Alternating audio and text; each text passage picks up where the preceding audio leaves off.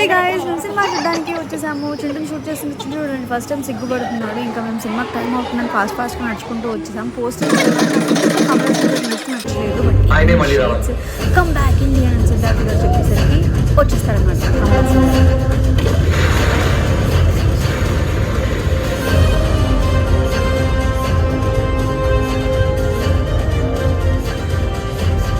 Title visuals అయితే అదిరిపోయాయి. నాకైతే చాలా నచ్చాయి. ఇంకా ఇంటర్వెల్ అందరం కూర్చొని సినిమా ఎలా ఉంది మాట్లాడుకుంటూ ఉన్నాం అనమాట. కొంచెం నవ్వుకుంటూ ఉన్నాం, పాప్కార్న్స్ తింటూ ఎంజాయ్ చేసాము.